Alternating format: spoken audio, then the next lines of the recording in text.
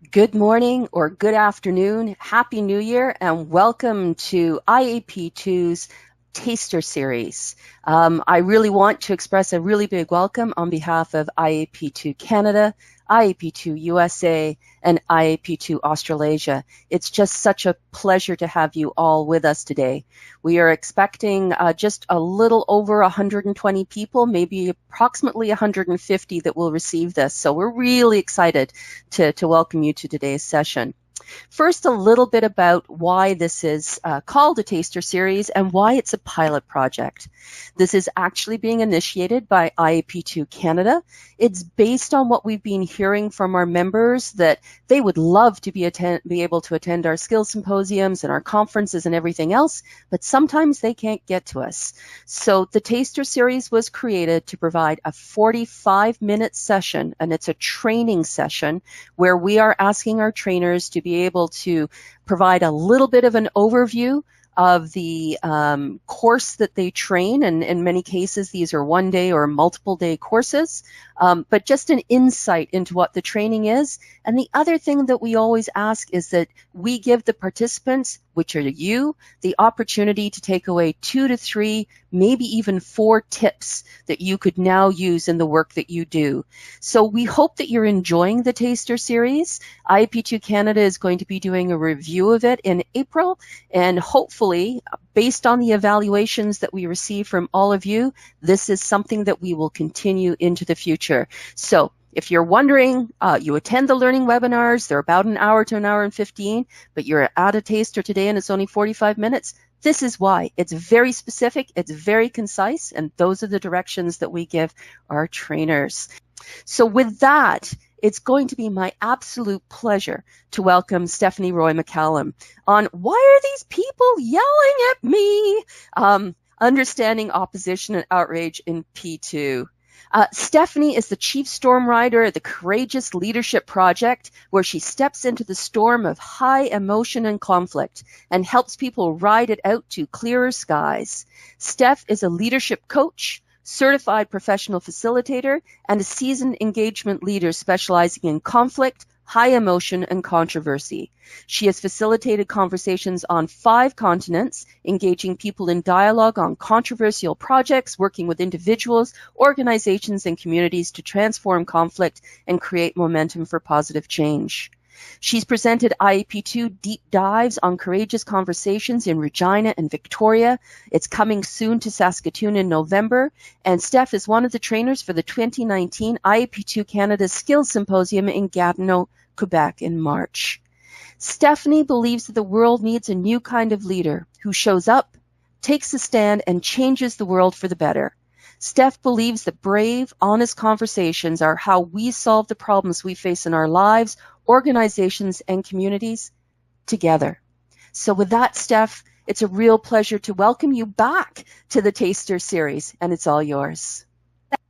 Thanks so much, Amelia, and to everybody who's on the line. I'm really thrilled to be here and to be part of IP2's experiment in this space, brief moments in our day of learning. Just before I dive in and get started, I just want to take a minute of acknowledgement. I'm in Ottawa today.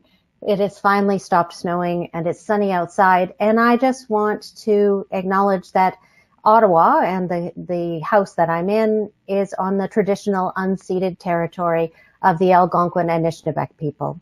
Wherever you are in the world, you're probably on traditional territory of some First Peoples and Indigenous peoples. And so I'd encourage you, if you don't know whose territory you're on, to just take a few minutes at some point and learn whose land you're on, so you can express thanks for that. Like Amelia said, this is the work I do. I love this space of conflict and high emotion. I think it gives us something to work with. It's an opportunity. And I'm always curious what makes people say yes to coming to learn about opposition and outrage. And so I'd like you to spend a minute thinking about what made you say yes to this conversation. And you can put in your answers into the question box. One of the things I often hear, or some of the things I often hear when I ask this question, is that people are called to learn more about this because they're stuck. Their organizations are stuck and they can't move forward. Sometimes it's because there are lobby groups or opposition groups sort of coalescing around an issue, and they're going around the engagement process, like directly to decision makers or to elected officials to try and influence an outcome. Sometimes people are worried about their reputation.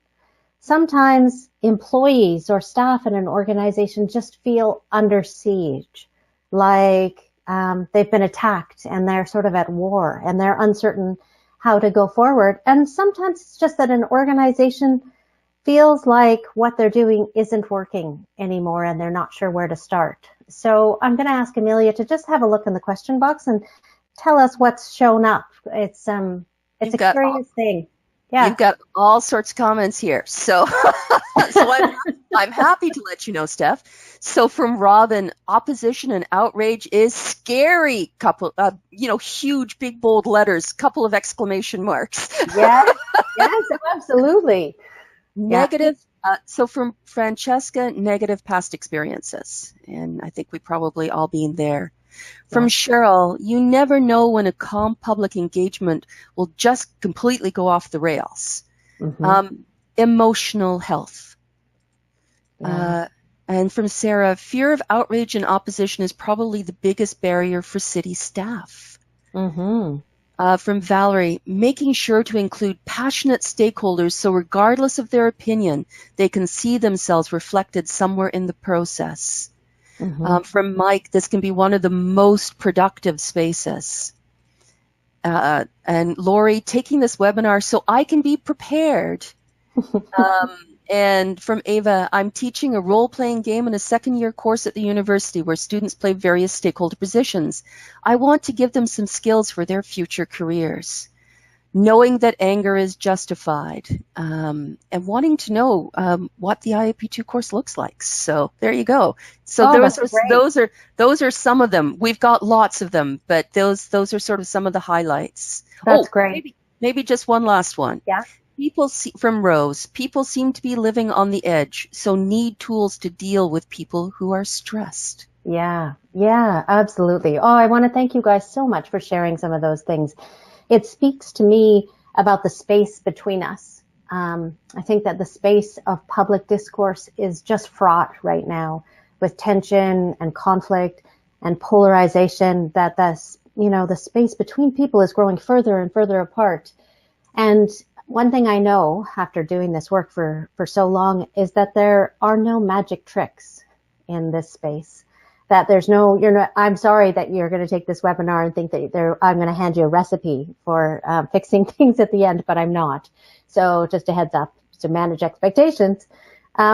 It's really a challenging space to be in, and it makes a lot of fear rise up for a lot of people and a lot of discomfort for your participants and for you.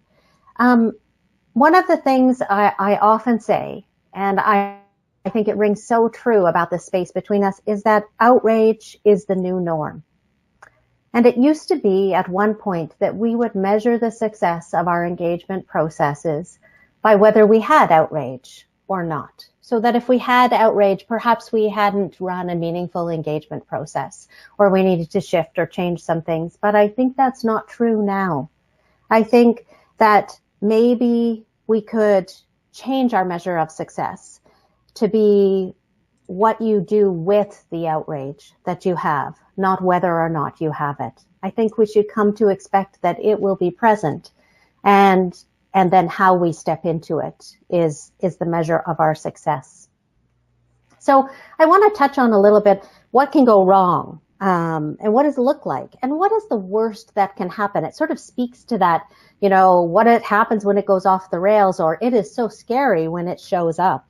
If you picture the news, if you dare to watch the news these days, sometimes I can't bring myself to do it, but you hear about protests and picket lines and in Canada, convoys of trucks leaving Alberta to come to Ottawa to make a pipeline happen, and lines of demonstrators standing against pipelines, as just an example. Or in the US, government shutdowns. You see on social media all of these polarized conversations in places where you might not even think there should be polarized conversations. I referenced the new Gillette ad about the best a man could be and them changing their message and cracking open that conversation, and how quick people are to go to sides.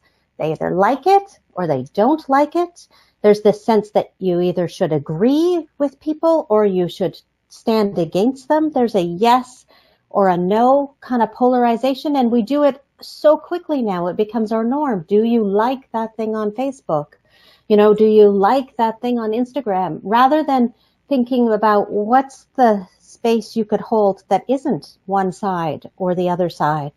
There's also this sense of sort of ridicule or blame and shame. We're really quick to throw stones or accuse people of being bad or good in the public arena. At the IAP2 2018 North American Conference, I gave the keynote talk, and I told a story where I personally was the target of blame and shame and public ridicule on a very large scale. And if you want that, there at the end of this webinar, there's a little thing you can sign up to get a link to that and some thoughts I have about it.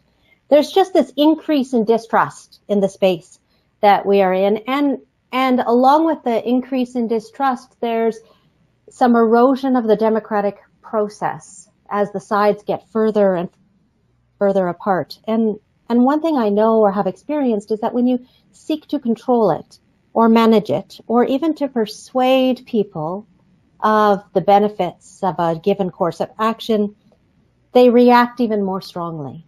There's a sense of them being manipulated. There's often a backlash where they dig in further. And organizations and communities are often so stuck and not moving forward. And so on that happy news, I'd like to kind of gauge your reaction or your experience to what triggers the outrage. We're going to put up a poll with a list of things that actually are the most common things I hear about why outrage is caused. And I'm going to ask you to pick your top 3 reasons, if they're there.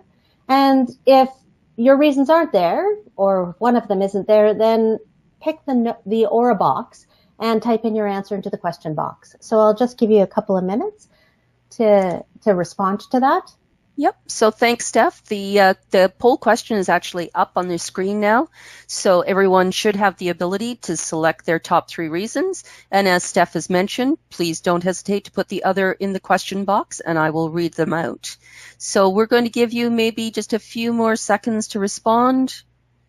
And then we're going to ask Annalisa, who's joining us today, to close it down so we can see the responses.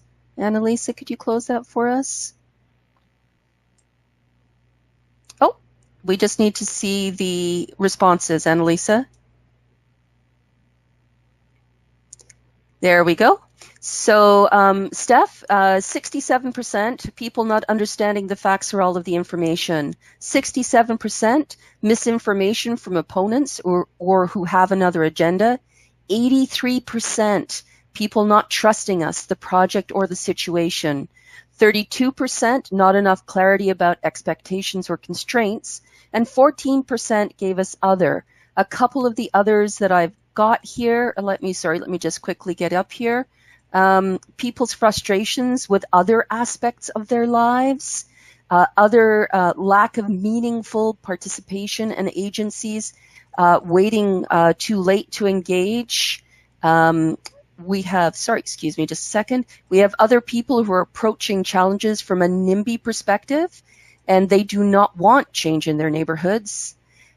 Perceived threat to values, self, and property. Negative past experience and or lack of information. Just not being heard in the past. So perhaps the why bother, you've never listened to me in the past. Just seeing if there's any else. There's a troubled history between groups. So those are some of the others that we received. That's great. Thank you so much. That's really wonderful. So I want to dive into some of those things, the other things you've referenced, and also some of the things that were in the poll and touch on them a little bit further. So I have them sort of on the screen here. I want to start with the first one, that outrage and opposition is triggered by or caused by people not understanding the facts or all the information. So I think it's a really natural human reaction. we think that if we explain things to people so that they understand, then they will be calm. And because they're calm and they understand, sometimes we extrapolate that to, well, then they might support it. I think it's a great idea in principle, but unfortunately that's not how it works in reality.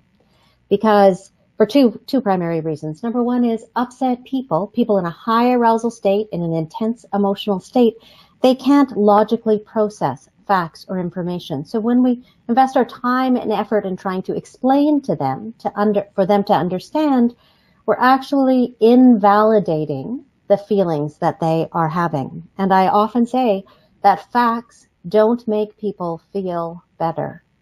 So facts and information will not reduce outrage and opposition in public engagement. In fact, they could actually make it worse if that's where you're putting your energy, to share information or explain things to people when they are upset.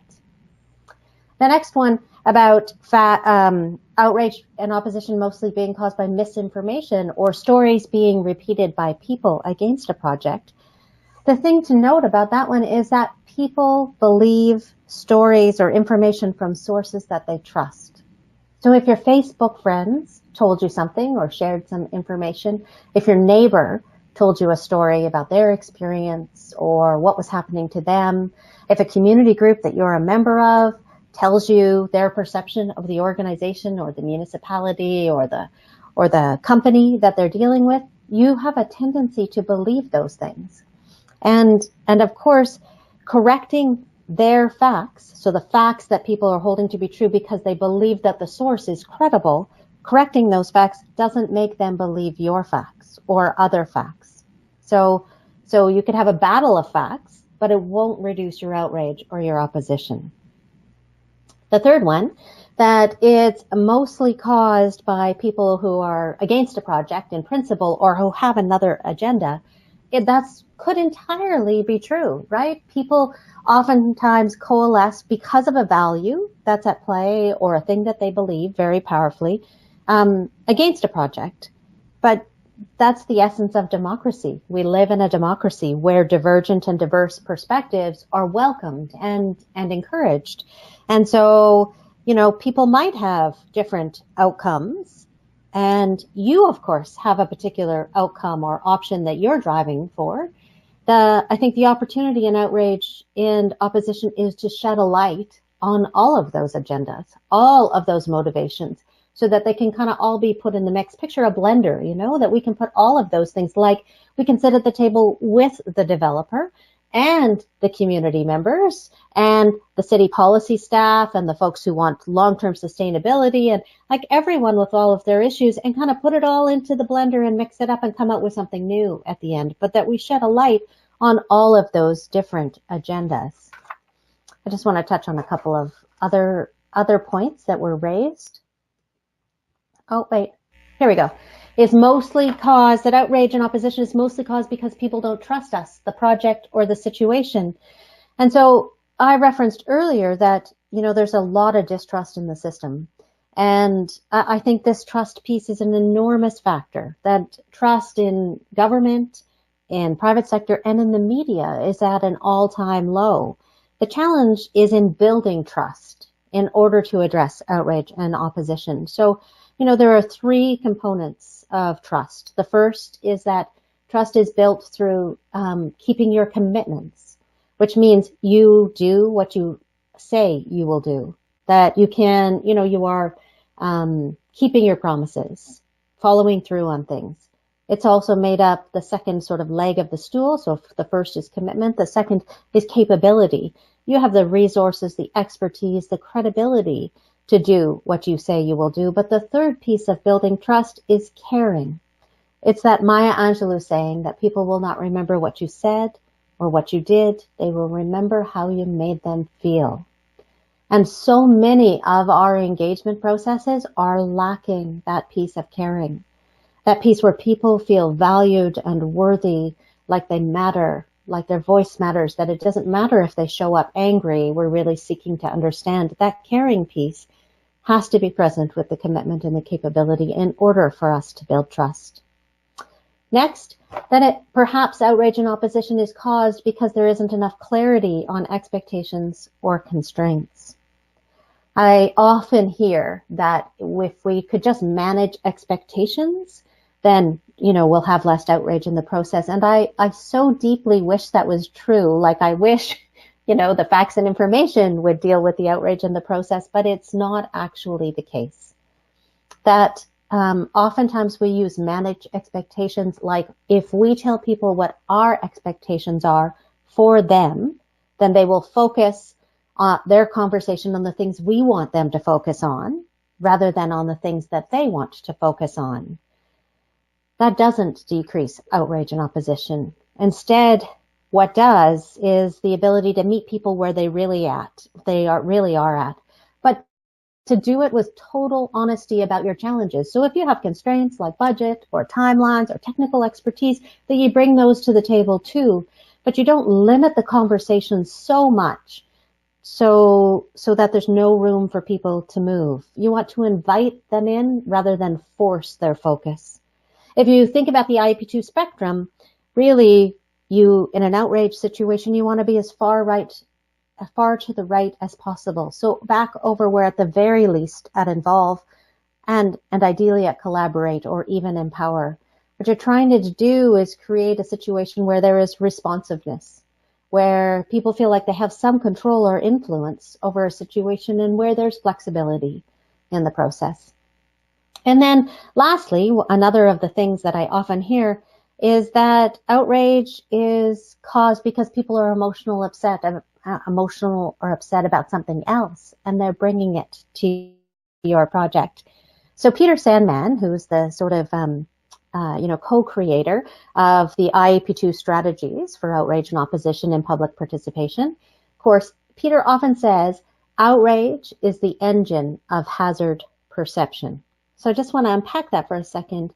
Like, if people are upset, they will see your project as potentially worse than they would see it if they were calm. Now, because we live in an environment where the space between us is full of vitriol and blame and shame, people's emotional temperature is higher than it ever has been. And so they are bringing that to your project and looking at your project with that lens. It's that sort of heightened sense of righteous indignation, the desire to prove you wrong, that's in the space. So just knowing that they have history on other projects, that they're already sort of ramped up, probably should help you create a space that invites that in and demonstrates that your project and your people and your organization are different than what they've experienced before. That creates the opportunity for you to build trust. So I'm just going to cover one more thing, and then I'm happy to stop for a second and take some questions or some comments. One of the things we cover in the IAP2 strategies for opposition in an outrage course, and we spend quite a bit of time on it, is these 12 factors that you see on your screen. So they were originally created by Paul Slovic, and they were enhanced and elaborated on by Peter Sandman.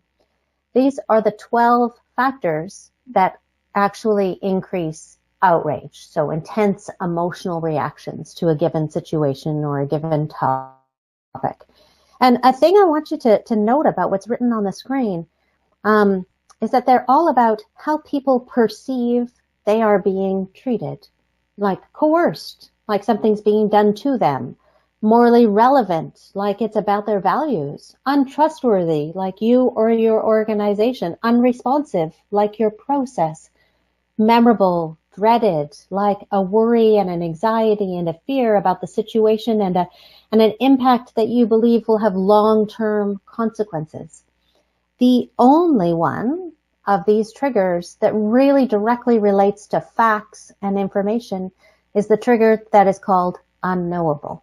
So the lack of certainty, the lack of detectability, that trigger is about facts and information, which goes back to that thing I said earlier about how facts don't make people feel better.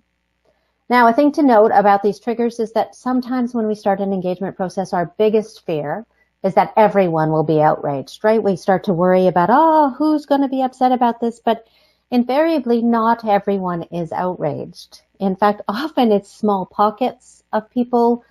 And so if you want it, if it's a valuable resource at the end of this taster series, you can sign up, and I'm happy to send you a worksheet I've developed that will help you in your planning process to really assess the nuances of each of these triggers for outrage, and then to assess them based on stakeholder group. So perhaps folks who care about the environment might be triggered by different things than folks who care about the economy or jobs. So understanding what's triggering the outrage will help you tailor your engagement process to specifically address those things, right? If people feel like the process is coerced, it's being done to them, then allowing more flexibility and a deeper conversation about impacts, for example, will help address that. So I'm going to stop there and take some questions or comments, just what's rolling through your mind, and then we'll dive into, so what do you do if you know what's triggering the outrage? Thanks, Steph. We do have some questions.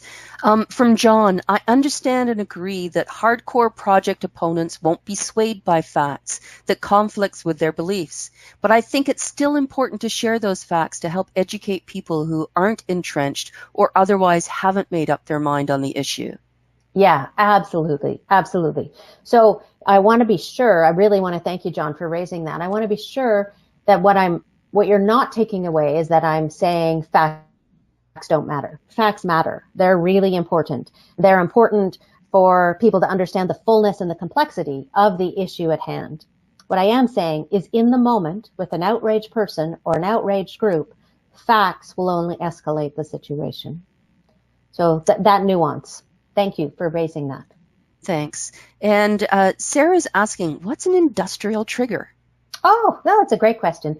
So industrial, in the research, in particular in the research by Paul Slovic before Peter Sandman worked on it, he did a lot of research on the impacts of, say, nuclear energy and nuclear waste, and then extrapolated that to other sectors. And one of the triggers in the research is that people get less outraged by natural impacts on the environment than they do by human impacts on the environment. So that's that category called industrial.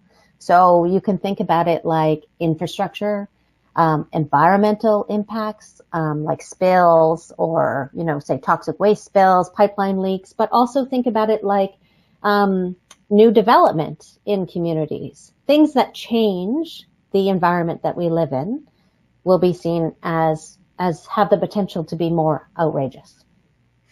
So, Steph, we are starting to get a few more questions about some of the other triggers, and I guess this is almost the time to say, well, please join us at the course. Because we won't be able to provide all of the answers today, but it's definitely in the course. But from Mike, an interesting comment. Your point that constraints can minimize input, but providing the space where participants can influence seems to me to have high value so that those involved are providing achievable outcomes. Mm-hmm. Yeah, absolutely. And being really able to sort of clear the table as much as possible to say, I invite you into these things. And honestly, if you want to talk about those other things, then that's great. But we don't have the ability to influence them. But please come and talk to us about these things that we can, and hearing the concerns kind of all around, and then inviting people to direct their energy into things that they can really change at a much deeper level than just give us your comments about these things. Diving deeply into the influence and the flexibility and on those particular things is really valuable. Great. And I think I have to allow one more trigger to go through because people are asking. An exotic trigger. Yeah. So exotic is things beyond the realm of your experience. So in North America right now, we're at the height of flu season. But think about, so everyone's familiar with the flu season. That's a common thing. It starts in November and it sort of ends in March. And lots of people go out and get their flu vaccine. But think about the year that H1N1 descended, or the year that SARS showed up. Beyond the realm of our experiences. I think in 2009 there was a pandemic declared, and we think about things like that. things that go beyond the things we deal with, commonplace and familiar with. That just raises that fear of uncertainty and change. Okay, I'm going to go ahead and move on. Okay. Thank you very much, Amelia, for sharing those questions. And really, if you want to dive deeply into these triggers for outrage, please take the IAP2 strategies for public opposition and outrage. I'm delivering a course at the IAP2 Canada Skills Symposium in Gatineau in March, and I have other public courses on my website. Sorry, Steph, and just before you continue, just to let people know that, because we have a lot of Americans on the line as well, that John Godek, one of your colleagues, is delivering it at the Skills Symposium in Austin at the end of February as well. Yeah, that's great. Fantastic. Okay, so I want to just kind of give you a little bit of a different lens to think about outrage in. So we often talk about risk in public engagement, and oftentimes, you'll write your engagement plan and you'll make a list of, the risks to the process and how you might mitigate those risks. But I want you to think about sort of a different way to kind of characterize the risk to public engagement. So 2 parts to the equation. The first part of the equation is your issue, your project, your situation. In the outrage course, Peter likes to call this your hazard. But it's really your technical issue. So it's your light rail line, it's your building your bridge, it's your infill development, it's your new healthcare policy. It's your technical issue.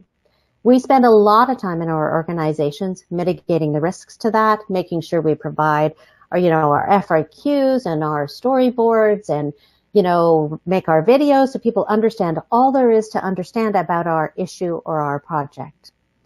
But the risk in public engagement comes not only from your issue or your project, it also comes from the intense emotional reaction people hold of the perception of that issue or that project.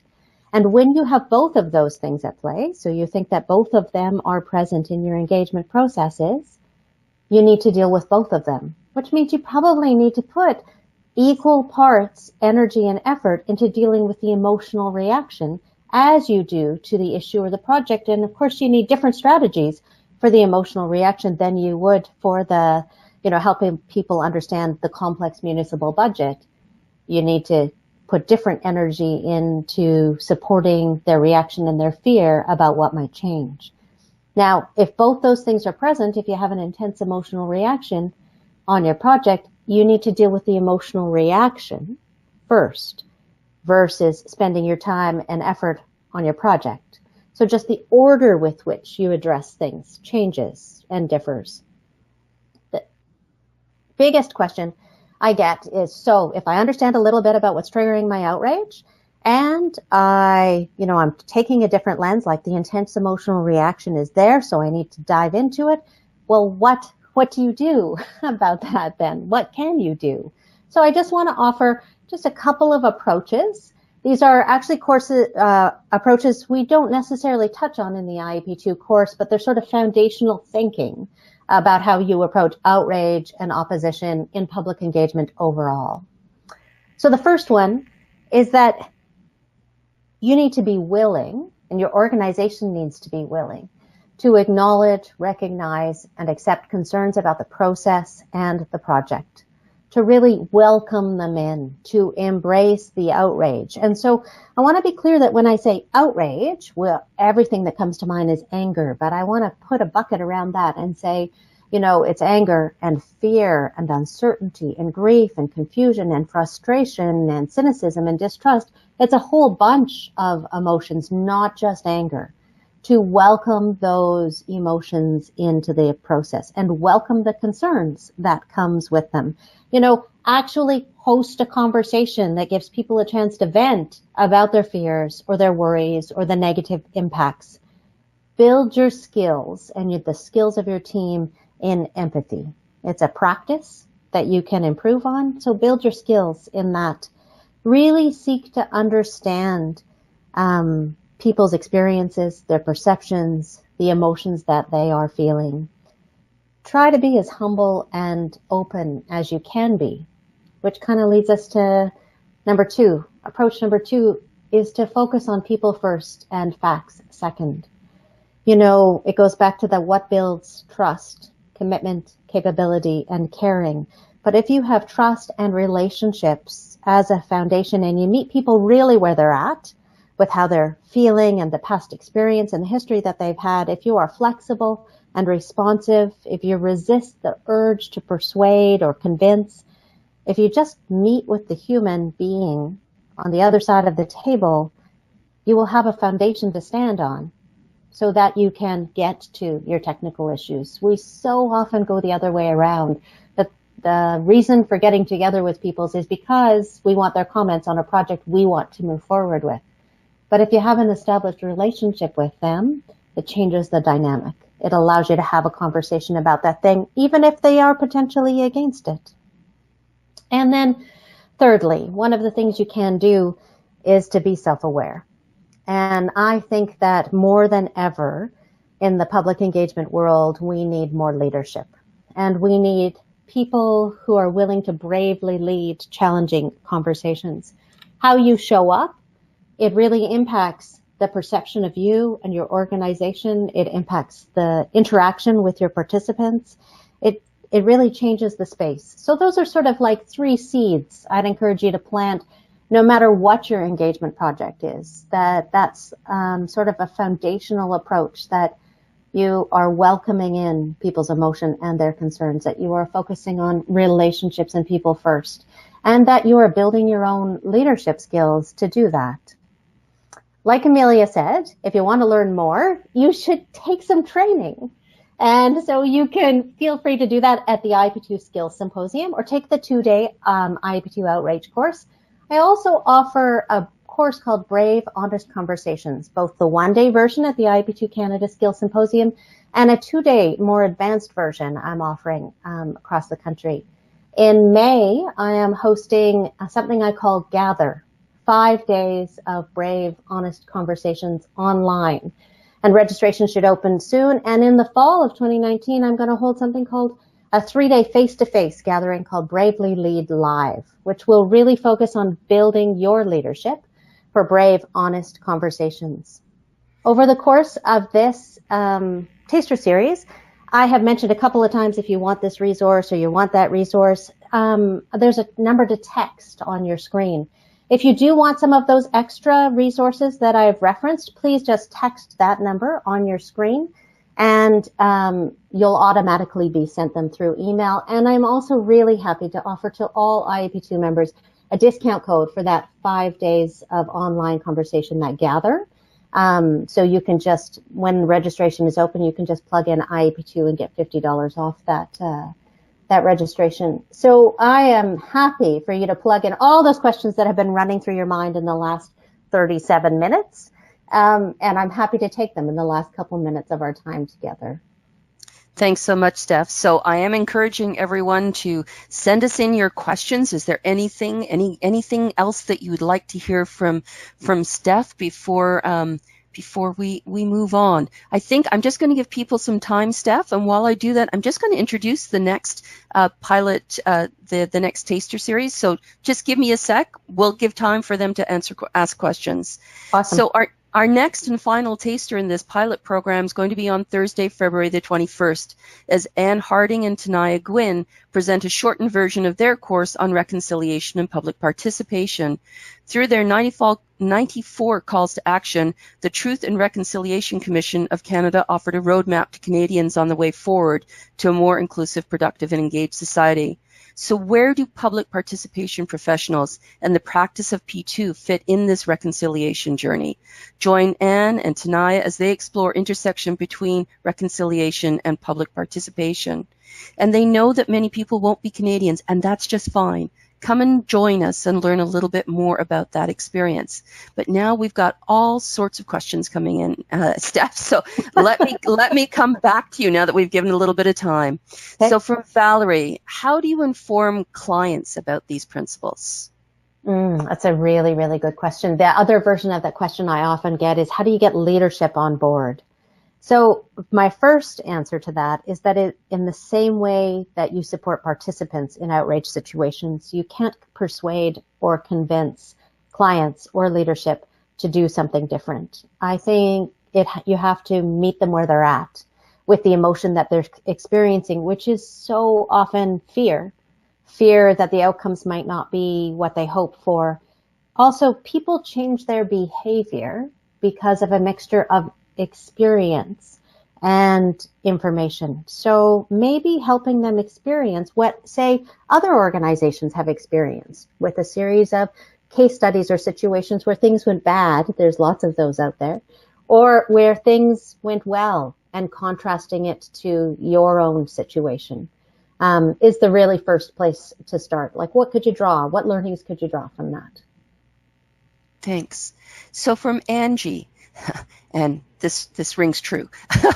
Any tips for not taking anger personally? Oh, How to manage, respond to our own emotions after an intense confrontational situation? yeah, that's such a good question. It really speaks to emotional resiliency.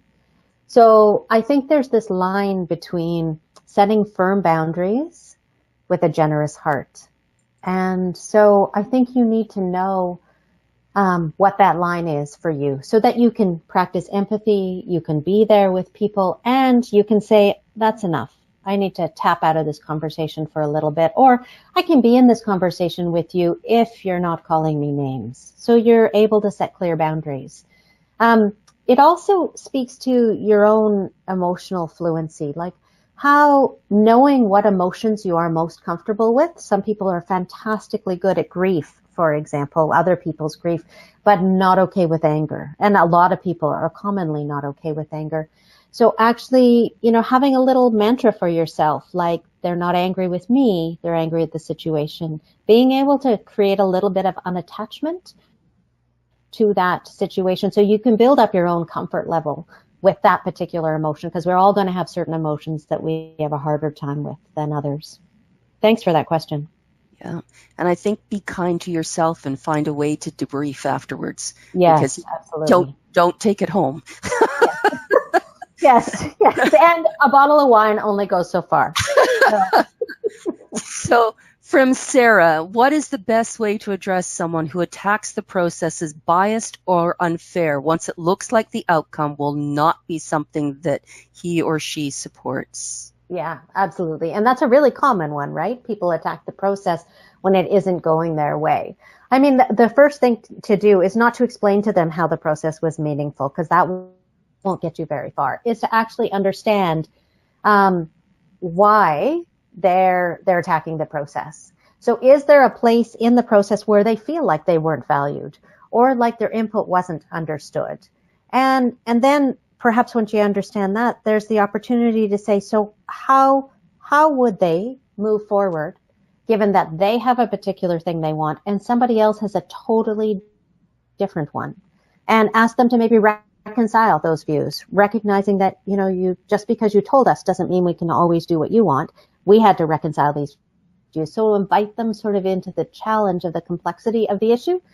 The other thing I think is really clear, and I don't know who worked on the Canada's New Food Guide over the last many years that they've been working on it, but Canada just came out with a new food guide. And one of the things they did incredibly brilliantly in their process, and I've only been watching from afar in the media, is that they were crystal clear about the role of industry and lobby groups in that engagement process, so that their interests and their agenda were really clear, but they were not permitted meetings with elected officials and senior leadership, so that they were invited to, the light was shone on what it was they wanted that was perhaps different than all of the other participants wanted.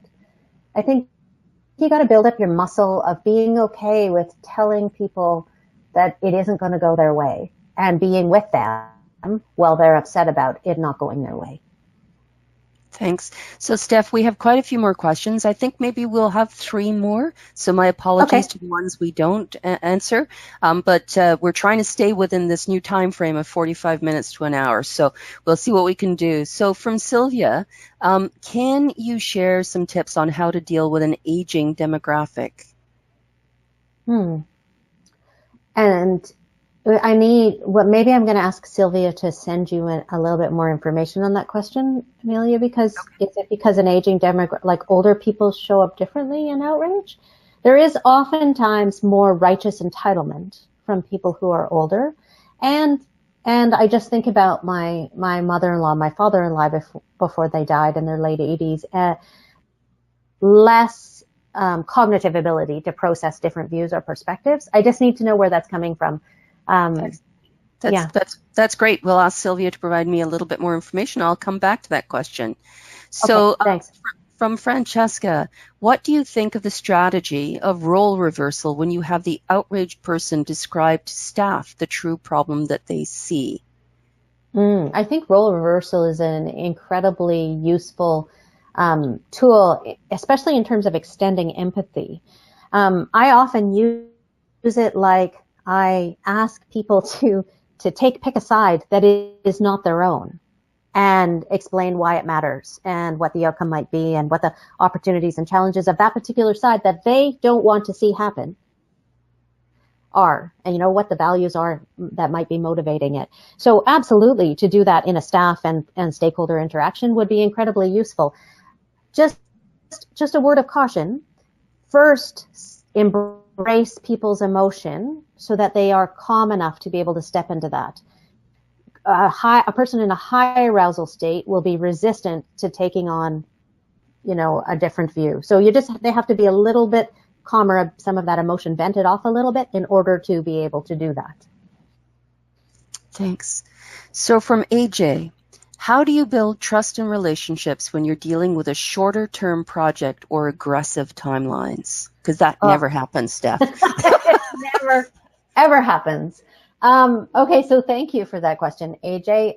So it's an incredibly common one that comes up. I think it goes back to the planning process. It needs to be really deeply highlighted to decision makers the risks of attempting to deal with a controversial issue in a tight time frame. That the risks are that actually your project might not happen. It might go pretty seriously sideways, and then you're going to spend all your time either in court if it's a really big project or attempting to restart your project. So those are the risks of trying to put tight timelines and controversy into the same box together and tie them up with a bow. If you do have tight timelines and you've raised the risk and you have to move forward, I think you need to be honest with people about that. And you need to be as open as you can about the constraints, explaining why you have such tight timelines and inviting them so they can make the choice to participate within those frames. But that means you're going to have to be really crystal clear and have a good reason versus just this is how it fits into our annual work plan. So that will require internal conversations for sure to kind of weigh that thinking through. So I'm going to come back to Sylvia's question because she provided a little bit more insight, but I'm actually going to follow it up with a comment from Victoria because I think they complement each other, Steph. Okay. So Sylvia came back saying aging demographic that is change resistance thinks that they will be driving until they are 100. And Victoria saying, I love that question about demographics. We experienced demographics challenge in our year-long budget process. Younger people who showed up, and fewer of them did it in person, wanted fundamentally different things than their older counterparts. It was based on how they use city services right now. Yeah, that's really, really beautiful. So I think it speaks to the opportunity in engagement on these situations where you have such divergent and diverse perspectives, and in particular where an aging demographic is change resistant. My best advice is to actually put those folks together. And if you can't physically put them together, the people with diverse and divergent perspectives, you need to create processes that allow people who are change resistant to see people who want change and understand them as human beings. So, for example, help seniors understand what their grandchildren might be thinking and why they might be thinking that. And maybe pair people up to have conversations where you're moving the demographics apart, which means going to people, but actually engineering processes, for example, where you invite the youth group and the seniors committee to sit together and talk about the same issue and learn from each other. When people do that, it breaks down silos, but it also breaks apart resistance to change. And the other thing, I had a good friend share with me some information from a podcast she had recently listened to. And one of the messages in it was that resistance increases the more important something is to someone. And that so resonated with me, like that when we are scared and uncertain and fearful, oftentimes it's because the thing that might change or be different is really important to us. So how do you put it in that context? What might people really need to carry forward or preserve of that thing that they value in order for them to be able to start stepping forward? Thank you, Steph. So I know that there's a few other questions out there, and I thank you for those. But one of the things that I would like to encourage you to do is, Steph certainly has tips and resources. We've also talked about the courses on offer. At the end of today's session, within the next 24 to 48 hours, although maybe it will be Monday, we will be sending out a recording of today's session. We will also be including some of the tips and resources that Steph has talked about so that you can go to them and try them out for yourself. And the other thing I know about Steph is she is pretty receptive. If you have a burning question and we didn't get to it today, you've got her email address. Send it to her. And with that, I would like to sincerely thank Stephani Roy McCallum for joining us today. This is a pilot process, and it's been great to have you deliver our little 45-minute training sessions. So thank you, thank you, thank you. To everyone, just a quick reminder that our next one is Reconciliation and Public Participation with Anne Harding and Tanaya Gwynn, and that's on Thursday, February 21st. So you're getting, Steph, I need to tell you, you're getting so many thank yous, loved it, all the rest of it. So thank you, everyone. Any last words before we just sign off, Steph? I think I would just echo that, we're a community of practice, and we all have different practices. So please reach out if you have more questions you didn't get answered on this. Reach out and send me a note, and I'm happy to have a conversation, because I think practitioners talking to each other improves all of our practice. So thank you so much for the opportunity and for listening, and I hope it was valuable. Great. Thank you again, Stephani. Wishing everyone a happy Friday, unless you're in Australasia, so that's a happy Saturday. So thank you very much, everyone. Have a great day, and we will talk to you soon. Thanks, Steph. Thanks, everyone. Bye now. Bye.